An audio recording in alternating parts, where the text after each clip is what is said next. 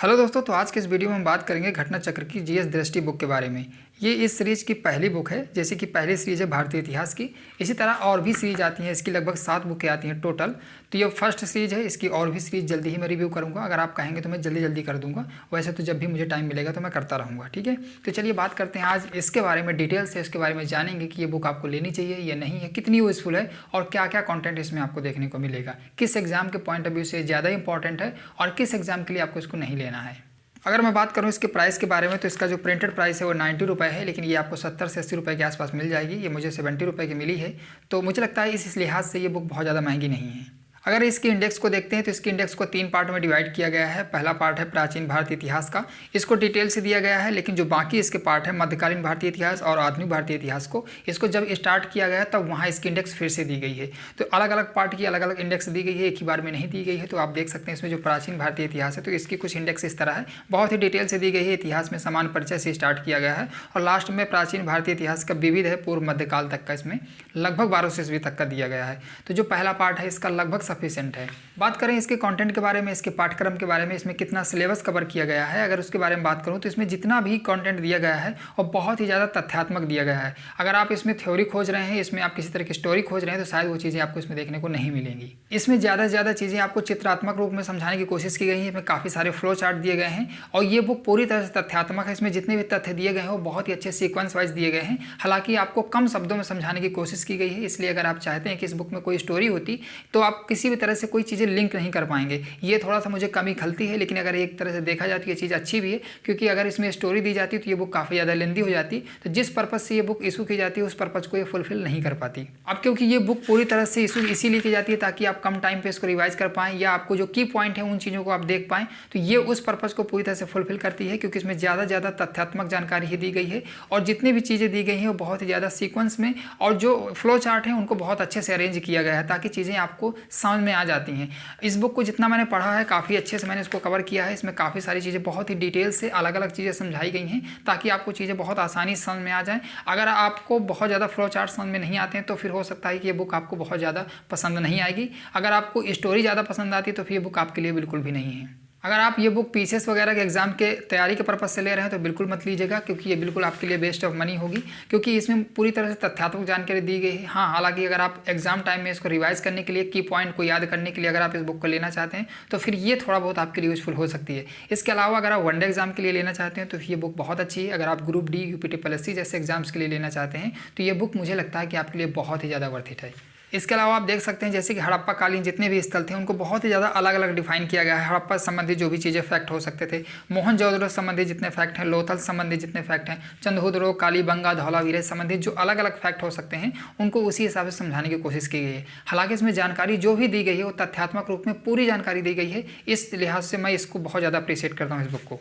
हालांकि अगर आपकी पहले से कोई जानकारी नहीं, आप पूरी तरह से नए हैं इस सब्जेक्ट में, तो हो सकता है, मुझे लगता है कि थोड़ा सा आपको समस्या आ सकती है, क्योंकि चीज़ें बहुत ज़्यादा तथ्यात्मक है तो आपको पूरी तरह से रटना पड़ेगा, आपको चीज़ें समझ में नहीं आएंगी। इसके अलावा इसमें बहुत ज़्यादा फ्लो चार्ट दिए गए हैं, तो अगर आपको फ्लो चार्ट बहुत ज़्यादा पसंद नहीं है, अगर आपको फ्लो चार्ट के माध्यम से चीज़ें समझ में नहीं आती तो फिर ये हो सकता है कि ये बुक आपको पसंद ना आए। हालांकि इसको बहुत ज़्यादा अच्छे से सजाने की कोशिश की गई है, बहुत अच्छे से इसको प्रेजेंट करने की कोशिश की गई है। तो इसमें जो चीज़ें दी गई हैं तो वो इस हिसाब से दी गई हैं कि ताकि आपको बहुत ज़्यादा इंटरेस्टिंग लगे पढ़ने में, थोड़ा सा अट्रैक्टिव लगे, तो इस हिसाब से बुक को प्रिंट किया गया है।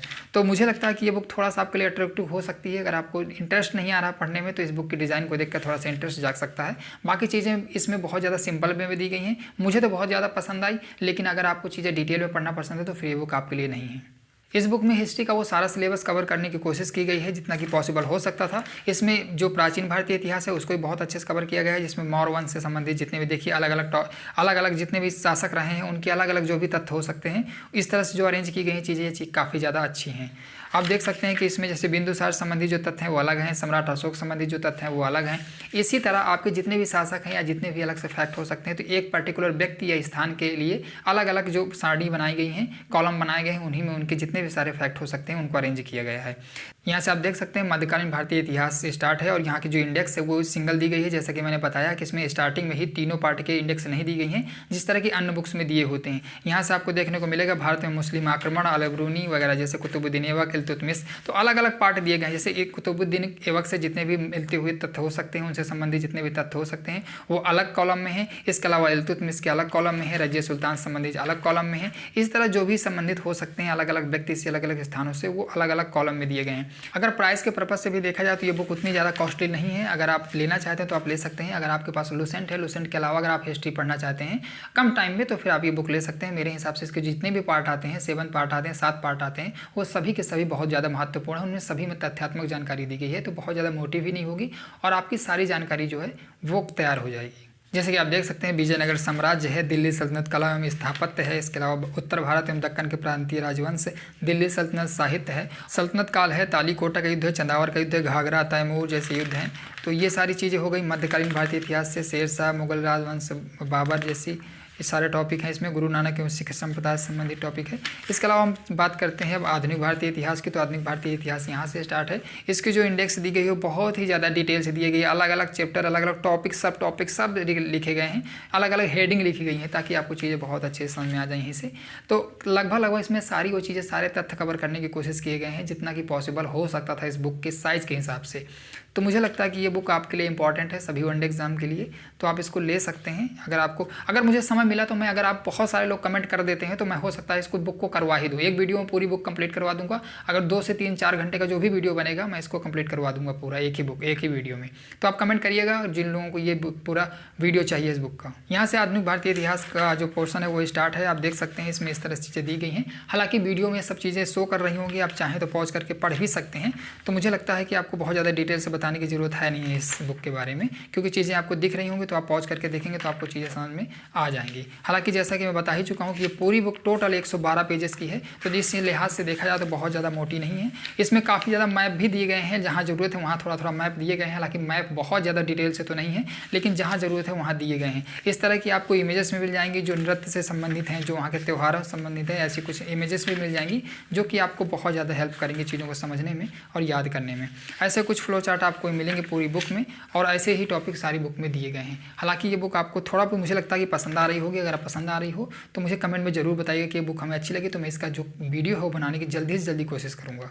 तो ये रही इस बुक के बारे में जानकारी। अब ये बुक आपको कैसी लगी? ये बुक बहुत ज़्यादा मोटी नहीं है, आप देख सकते हैं, बहुत ही पतली सी बुक है, 112 पेजेस की बुक है, जैसा कि मैं आपको पहले ही बता चुका हूँ। और इसके टोटल 7 पार्ट आते हैं, तो मैं कोशिश करूँगा कि ये सभी पार्ट के रिव्यू प्रोवाइड करा सकूँ और अगर पॉसिबल हो सकेगा तो इनके वीडियो भी मैं आपको प्रोवाइड करा सकूँगा, चाहे वो 3 से 4-5 घंटे के वीडियो क्यों ना हो। ठीक है।